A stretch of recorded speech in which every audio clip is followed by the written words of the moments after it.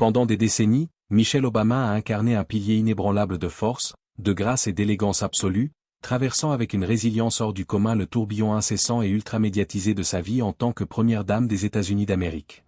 Derrière son sourire toujours posé, serein et maîtrisé, derrière son soutien indéfectible et dévoué à son mari, un nuage tempétueux, sombre et persistant, planait inévitablement, jetant une ombre épaisse de doute sur ce qui apparaissait aux yeux du monde comme une union idyllique, parfaite, presque mythique. Aujourd'hui, à l'aube de sa 6e décennie, Michelle Obama choisit enfin de briser le silence, d'affronter courageusement les rumeurs qui ont longtemps entouré son mariage, suscitant intrigues, spéculations et débats passionnés, pour rétablir la vérité pure et simple sur son mari, sur leur vie commune à la Maison-Blanche, et sur les fondations réelles de leur relation. Avant de plonger profondément dans ces rumeurs qui ont captivé l'imagination collective, prenons un moment pour jeter un regard attentif et détaillé sur la jeunesse de Michelle et de Barack, sur leur rencontre fortuite mais décisive, et sur les origines précises de ces rumeurs qui ont émergé au fil des ans. Michelle LaVaughn Robinson est née le 17 janvier 1964 à Chicago, dans l'Illinois, au cœur d'une Amérique encore marquée par les luttes pour les droits civiques. Elle est la fille de Fraser Robinson III, un homme travailleur qui œuvrait dans une usine de traitement des eaux de la ville tout en occupant le rôle de capitaine d'un bureau électoral démocrate, et de Marian Shields Robinson, une secrétaire au magasin de catalogue Spiegel qui, plus tard, se consacra pleinement au rôle de femme au foyer jusqu'à ce que sa fille atteigne l'âge du lycée. Les familles Robinson et Shields peuvent retracer leur lignée jusqu'à l'époque pré-guerre de sécession, parmi les Afro-Américains vivant dans le sud des États-Unis. Du côté paternel, Michelle descend du peuple Gula de la région de Low Country en Caroline du Sud.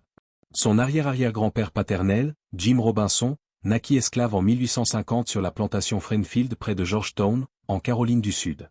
Il obtint sa liberté à l'âge de 15 ans, juste après la fin de la guerre civile.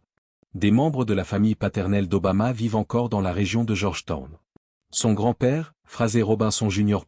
Construisit sa maison en Caroline du Sud, et après avoir pris sa retraite, lui et sa femme LaVaughn déménagèrent de Chicago vers cette même région de Low Country. Du côté maternel, la lignée inclut Melvinia Doe Shields, son arrière-arrière-arrière-grand-mère, née esclave en Caroline du Sud mais vendue plus tard à Henry Wallace Shields, un fermier possédant une ferme de 200 acres dans le comté de Clayton, en Géorgie, près d'Atlanta.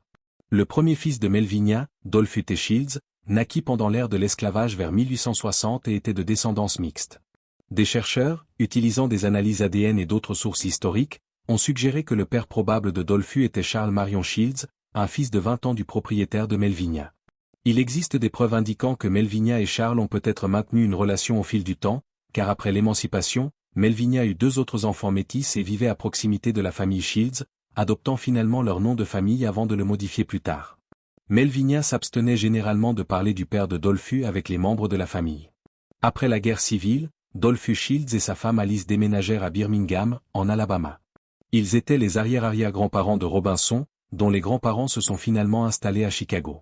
De plus, certains de leurs descendants ont déménagé à Cleveland, dans l'Ohio, au cours du XXe siècle. Robinson passa son enfance à résider au niveau supérieur d'une maison située au 7436 South Euclid Avenue, dans le quartier de South Shore à Chicago, louée par ses parents à sa grande-tante qui occupait le rez-de-chaussée. Selon Michelle elle-même, elle grandit dans un foyer traditionnel où sa mère restait à la maison pendant que son père travaillait, et où les repas en famille se tenaient généralement autour de la table à manger, renforçant les liens et les valeurs familiales. Son école élémentaire était idéalement située à proximité, facilitant son accès quotidien. Michelle et sa famille s'adonnaient à des activités simples mais enrichissantes telles que jouer au Monopoly, lire avidement, et socialiser fréquemment avec les membres de la famille élargie des 2 côtés. Elle reçut des cours de piano de sa grande-tante, qui était professeure de piano, et cultiva ses talents musicaux grâce à une pratique régulière et assidue. La famille Robinson assistait régulièrement aux services religieux à l'église méthodiste unie de South Shore, située à proximité.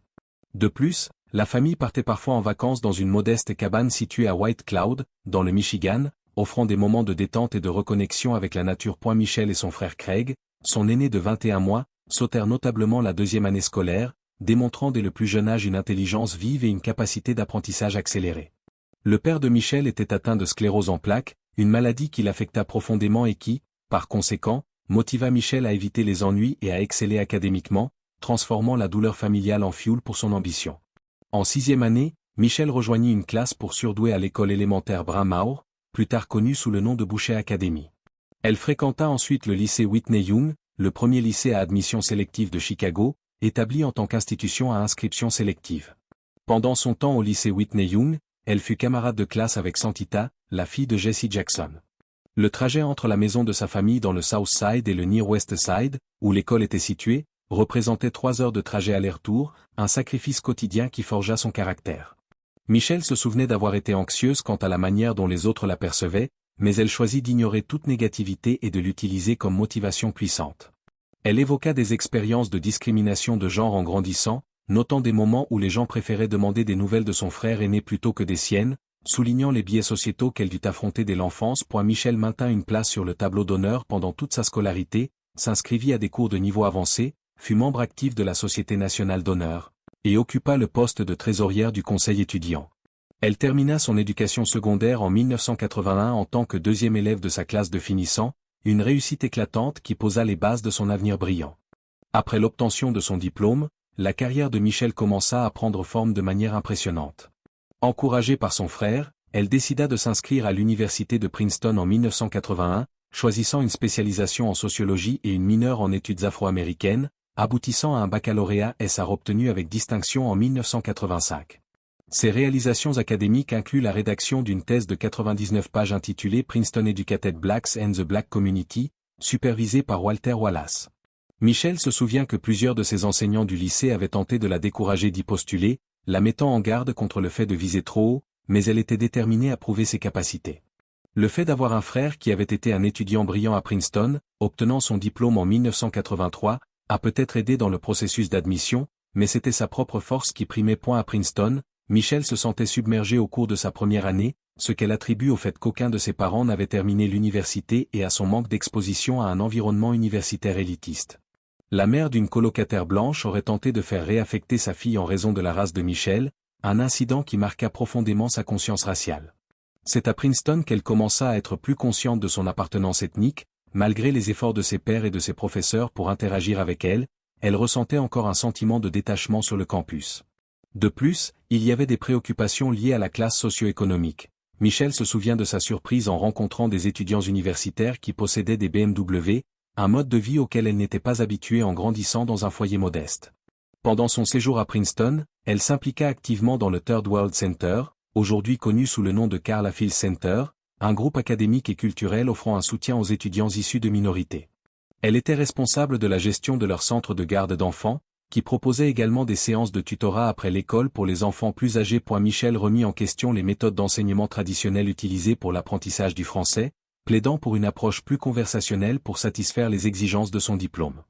Pour collecter des données pour sa thèse de sociologie intitulée Princeton Educated Blacks and the Black Community, elle distribua un questionnaire aux anciens élèves afro-américains, leur demandant leur perception et leur confort par rapport à leur race avant et après avoir fréquenté l'université de Princeton.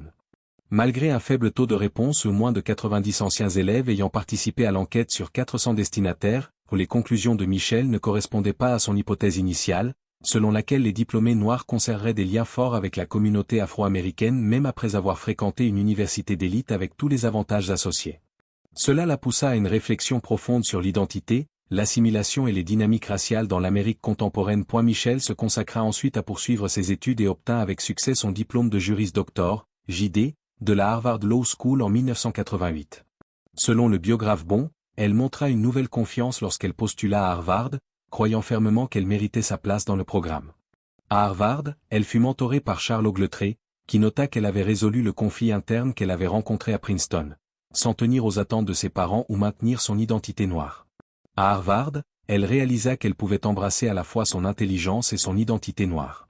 Pendant son séjour à l'université Harvard, Michelle participa à des manifestations en soutien au recrutement de professeurs issus de communautés minoritaires sous-représentées. De plus, elle travailla au Harvard Legal Aid Bureau, où elle aida des locataires défavorisés à naviguer dans les questions juridiques liées au logement. Michelle est la 3e première dame à détenir un diplôme de 3e cycle, suivant les traces de ses prédécesseurs Hillary Clinton et Laura Bush.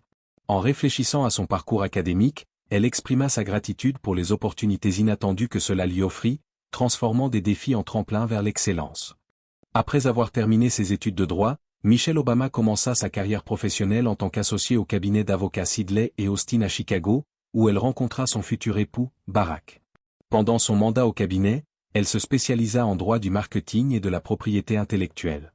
Bien qu'elle conserve encore sa licence juridique, elle choisit de la maintenir dans un état actif depuis 1993, car elle n'est plus essentielle à son emploi actuel. En 1991, elle occupa des postes municipaux au sein du gouvernement de la ville de Chicago en tant qu'assistante du maire et commissaire adjointe à la planification et au développement. Par la suite, en 1993, elle assuma le poste de directrice exécutive pour le bureau de Chicago de Publicali, une organisation caritative qui encourage l'implication des jeunes dans le traitement des problèmes sociaux au sein des organisations à but non lucratif et des entités gouvernementales. Pendant son mandat, qui dura près de 4 ans, elle obtint un succès exceptionnel en matière de collecte de fonds, avec des records qui restèrent inégalés pendant 12 ans après son départ. Michelle exprima qu'elle n'avait jamais ressenti un tel contentement dans sa vie avant son implication dans la construction de Publicali, soulignant comment ce rôle alignait parfaitement ses valeurs avec son action professionnelle. En 1996, Michelle occupa le poste de doyenne associée des services aux étudiants à l'Université de Chicago, période pendant laquelle elle créa et supervisa le centre de services communautaires de l'université.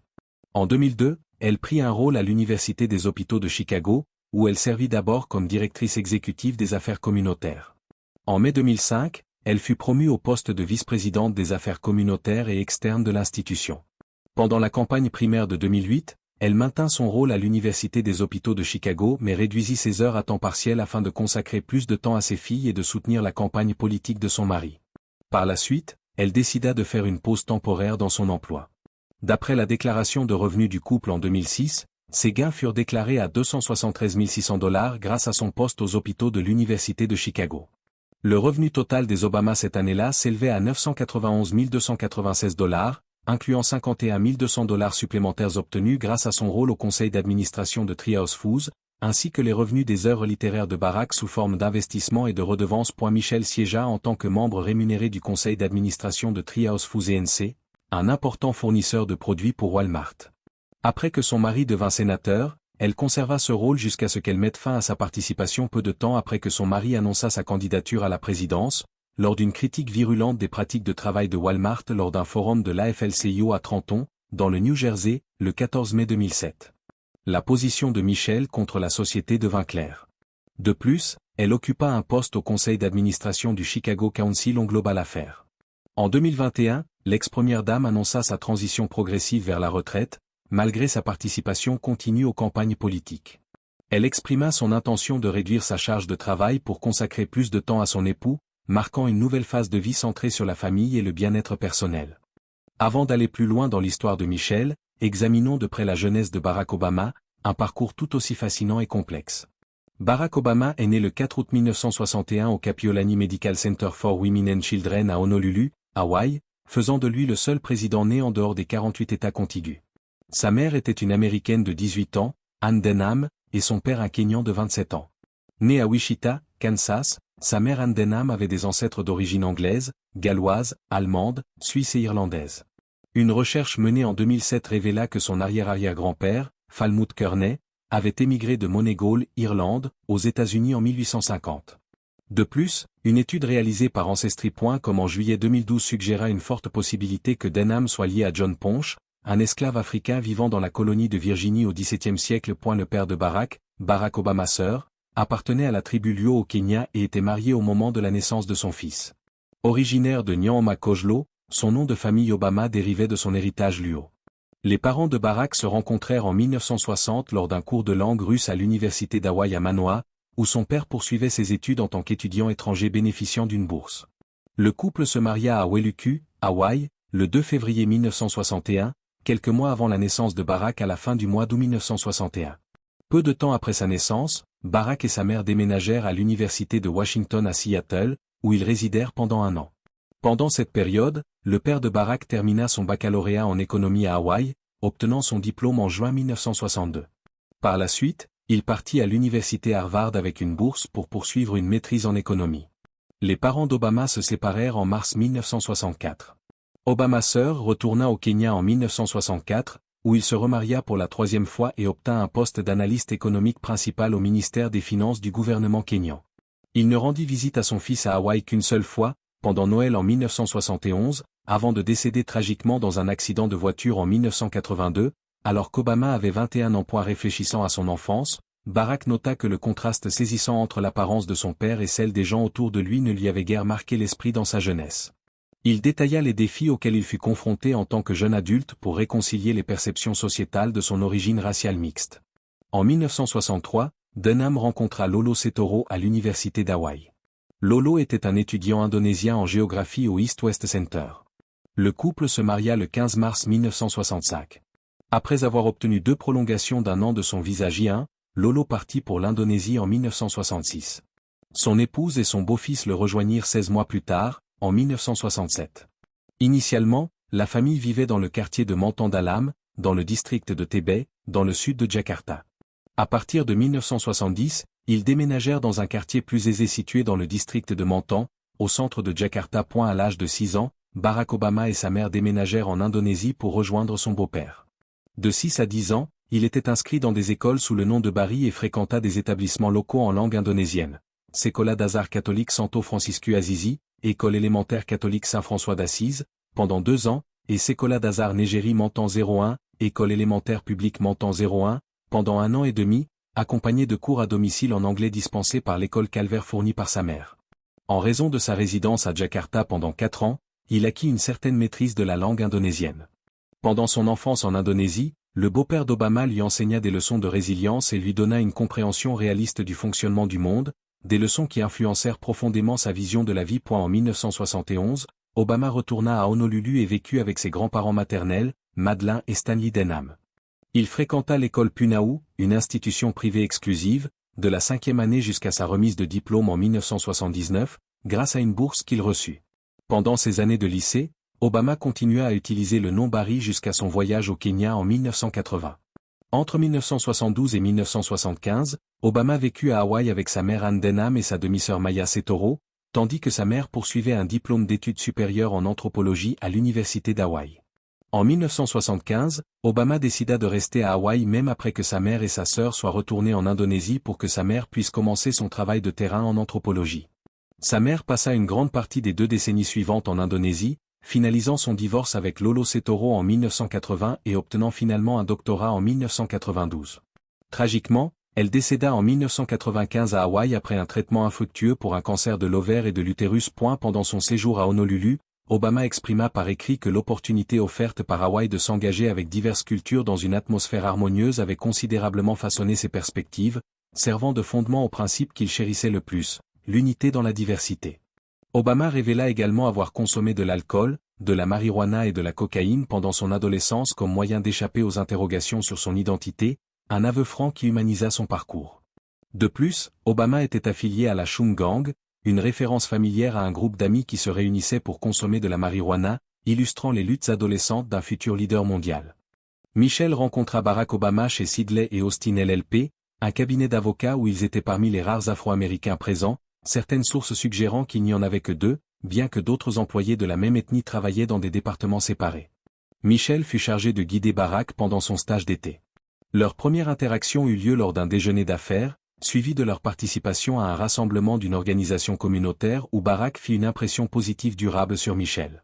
Michelle avait exprimé à sa mère son intention de se concentrer uniquement sur sa carrière avant de rencontrer Barack. Leur premier rendez-vous consista à regarder le film de Spike Lee Do the Right Thing en 1989. Selon Barack, leur attraction mutuelle au début provenait de leurs caractéristiques contrastées, Michelle ayant eu une éducation stable dans un foyer à 2 parents, tandis qu'il avait une personnalité plus aventureuse. Leur mariage eut lieu le 3 octobre 1992. Après une fausse couche, Michelle eut recours à la fécondation in vitro pour concevoir leur fille, Malia Anne, née en 1998, et Natasha, surnommée Sacha, née en 2001. La carrière politique de Barack Obama se caractérise par une série de réussites novatrices et d'un impact considérable sur la politique américaine. Né le 4 août 1961 à Honolulu, Hawaï, son engagement en politique commença après qu'il eut terminé ses études à la Harvard Law School, où il obtint la distinction d'être le premier président afro-américain de la Harvard Law Review. Obama commença sa carrière professionnelle en tant qu'organisateur communautaire dans la ville de Chicago avant de passer à une carrière d'avocat en droit civil. Son aventure en politique débuta en 1996 lorsqu'il réussit à obtenir un siège au Sénat de l'État de l'Illinois. Pendant son mandat au Sénat de l'État, Obama se concentra sur l'amélioration des prestations de santé, la promotion des initiatives d'éducation de la petite enfance, et le plaidoyer pour des réformes au sein du système de justice pénale. Son approche en tant que législateur était caractérisée par un style pragmatique et articulé qui lui permettait de collaborer efficacement avec des personnes de diverses affiliations politiques. En 2004, Barack Obama connut une augmentation significative de sa stature politique après son discours clé à la Convention nationale démocrate. Ce discours accrut considérablement sa reconnaissance nationale, aboutissant finalement à sa candidature réussie au Sénat américain plus tard cette même année. En tant que sénateur, Obama concentra ses efforts sur la rédaction de mesures visant à améliorer la transparence du gouvernement, à augmenter les avantages pour les anciens combattants, et à plaider pour la non-prolifération nucléaire. La campagne présidentielle d'Obama en 2008 fut d'une importance historique, axée sur les thèmes de l'espoir et du changement. Son message trouva un écho auprès d'un large éventail d'électeurs, attirant notamment les jeunes et les minorités. Le 4 novembre 2008, il marqua l'histoire en devenant le 44e président des États-Unis, représentant la première fois qu'un Afro-Américain accédait à la plus haute fonction de la nation. Pendant sa présidence, des lois importantes telles que l'Affordable Care Act, conçues pour étendre la couverture de santé à des millions d'Américains non assurés, furent promulguées. De plus, la loi Dodd-Frank, une législation majeure visant à réglementer Wall Street et à prévenir de futures crises financières, fut également adoptée sous son mandat. Obama, réélu pour un second mandat en 2012, continua à soutenir des initiatives progressistes telles que les efforts pour lutter contre le changement climatique, la réforme de la politique d'immigration, et la promotion de l'égalité du mariage. Pendant sa présidence, il mena à bien la mission qui conduisit à l'élimination d'Oussama Ben Laden et joua un rôle clé dans la sécurisation de l'accord nucléaire iranien, faisant partie de ses réussites en politique étrangère. À la fin de son mandat présidentiel en 2017, Obama continua d'avoir un impact sur les débats publics en utilisant sa fondation et de nombreuses interventions publiques. La famille Obama résidait dans le quartier Southside de Chicago, où Barack travaillait comme professeur à la faculté de droit de l'Université de Chicago. Il fut élu au Sénat de l'État en 1996 et plus tard au Sénat des États-Unis en 2004. Au lieu de déménager à Washington D.C. après l'élection de Barack, ils choisirent de rester à Chicago, croyant que ce serait dans le meilleur intérêt de leur fille. Pendant la campagne présidentielle de son mari en 2008, Michelle Obama s'engagea à limiter ses absences de la maison, s'engageant à ne passer qu'une nuit par semaine loin de chez elle, à faire campagne 2 jours par semaine, et à rentrer chez elle à la fin du 2e jour. Elle demanda une fois à son fiancé de rencontrer Valérie Jarrett, qui était sa future employeuse alors qu'elle envisageait sa première opportunité professionnelle. Jarrett devint ensuite une proche conseillère de son mari. Le mariage du couple connut des hauts et des bas en raison des défis liés à la gestion de leur famille grandissante et des exigences de la carrière politique émergente de Barack. Dans son 2e livre, The Audacity of Hope, Thoughts on Reclaiming the American Dream, Barack Obama révéla que leurs horaires intenses laissaient peu de temps pour la communication ou les moments romantiques. Malgré la surcharge due aux engagements familiaux et professionnels, le couple fit des efforts pour privilégier des soirées régulières en amoureux lorsqu'ils vivaient à Chicago. Les filles des Obama furent inscrites dans les écoles de laboratoire de l'Université de Chicago, une institution privée. Michelle, en tant que membre du conseil de l'école, défendit la diversité au sein du corps étudiant, alors que d'autres membres du conseil affiliés à l'Université de Chicago souhaitaient privilégier les admissions pour les enfants des professeurs de l'université. Cette défense conduisit finalement au développement d'un plan visant à élargir l'école pour accueillir davantage d'élèves. Après leur déménagement à Washington D.C., Malia et Sacha fréquentèrent l'école Sidwell Friends, tout en ayant également envisagé l'inscription à Georgetown Day School. Lors d'une apparition dans The Ellen DeGeneres Show en 2008, Michelle déclara qu'il n'était pas prévu d'avoir d'autres enfants. Les Obama sollicitèrent des conseils sur l'éducation des enfants à la Maison-Blanche auprès des anciennes premières dames Laura Bush, Rosalind Carter et Hillary Clinton. Pour soutenir les soins aux enfants, Marian Robinson, la mère de Michelle, emménagea à la Maison-Blanche. En tant que première dame, Michelle Obama assuma un éventail diversifié de responsabilités qui englobait le soutien de diverses causes importantes et le rôle de représentante des États-Unis sur les scènes nationales et mondiales. Ses principales tâches consistaient à soutenir les objectifs politiques de son mari et à participer à des actions caritatives. Elle lança l'initiative Let's Move, pour lutter contre l'obésité infantile en promouvant des habitudes alimentaires saines et l'exercice régulier. De plus, Michelle dirigea le programme Joining Force en collaboration avec le Dr Jill Biden, visant à aider les familles militaires, les anciens combattants et le personnel militaire actif. En outre, elle soutint l'éducation grâce à la mise en œuvre du programme Rich Ige, qui avait pour objectif de motiver les jeunes à poursuivre des études et un développement professionnel. L'initiative Let Girls Learn, qu'elle dirigea également, mit en lumière les opportunités éducatives pour les adolescentes à l'échelle internationale en s'attaquant aux obstacles à l'éducation à l'échelle mondiale. Michelle Obama assuma également les responsabilités de maîtresse de maison pour les événements officiels, gérant les fonctions sociales et cérémonielles de la Maison-Blanche. Ses discours et son engagement médiatique renforcèrent l'impact de ses efforts militants. Malgré la forte connexion et le respect qu'ils partageaient, il y eut des rumeurs occasionnelles d'infidélité et de possibles séparations dans le couple de Barack et Michelle Obama. Michelle Obama discuta ouvertement des défis qu'ils rencontrèrent dans leur mariage, partageant dans une interview qu'ils avaient suivi une thérapie de couple pour renforcer leur lien. Cette franchise souligna leur dévouement l'un envers l'autre et leurs efforts conjoints pour surmonter les difficultés. Avant d'épouser Michelle, Barack Obama eut une relation amoureuse importante qui suscita à la fois des spéculations et des débats. Le livre Rising Star, The Making of Barack Obama de David Garrow révèle que Barack fut impliqué dans une relation amoureuse avec Sheila Miyoshi Yager dans les années 1980. Yager, actuellement professeur au Oberlin College, se souvint de leur lien émotionnel fort, mentionnant qu'ils partageaient un espace de vie. Cette relation proche suscita des soupçons selon lesquels Barack aurait pu être impliqué avec Yager au début de sa relation avec Michelle.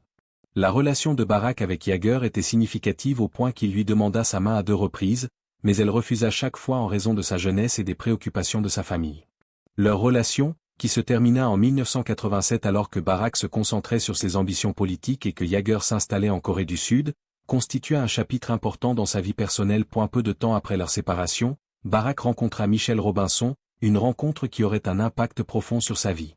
En tant que superviseur de Barack dans un cabinet d'avocats à Chicago, Michelle impressionna rapidement Barack par son attrait physique et son acuité intellectuelle, menant à leur relation amoureuse officielle en 1989. Le récit prit une direction différente lorsque Yager revint aux États-Unis en 1990 pour occuper un poste à l'université Harvard. Barack aurait continué à correspondre avec Yager par lettres, exprimant ses émotions persistantes même s'il était déjà engagé avec Michelle. Yager avoua avoir rencontré Barack de manière sporadique pendant cette période, ce qui conduisit à des insinuations d'infidélité. Néanmoins, en 1991, Yager avait tourné la page, entamant une nouvelle relation amoureuse et laissant derrière elle son passé avec Barack. Ces rencontres rapportées et la correspondance entre Barack et Yager alimentèrent de nombreuses spéculations concernant sa fidélité. Malgré les affirmations sensationnelles, ni Barack ni Michelle Obama n'ont publiquement confirmé ou démenti ces rumeurs, préférant se concentrer sur leur engagement durable l'un envers l'autre et envers leur famille. Leur histoire, bien qu'elle ne soit pas exempte de complexité, met en lumière le fait que même les relations les plus en vue rencontrent des obstacles. Les Obama firent preuve d'endurance, de franchise et d'une affection profonde, ce qui leur permit de surmonter à la fois les difficultés personnelles et publiques. Leur progression depuis les premières étapes de leur relation jusqu'à leur statut de couple parmi les plus respectés de l'histoire témoignent de leur force et de leur cohésion. Les parcours de vie de Barack et Michelle Obama sont marqués par des réalisations significatives, une grande affection mutuelle et un engagement inébranlable envers l'un l'autre et leurs principes. Leur impact durable sert d'inspiration à d'innombrables personnes dans le monde entier, démontrant que le leadership authentique et l'amour peuvent triompher des obstacles les plus redoutables. Malgré les rumeurs persistantes et un examen public intense, les Obama restent un symbole d'optimisme, de force et du potentiel transformateur inhérent à un engagement indéfectible et à la solidarité. Quelles sont vos pensées? Faites-le nous savoir dans les commentaires ci-dessous et si vous avez apprécié cette vidéo, aimez et abonnez-vous.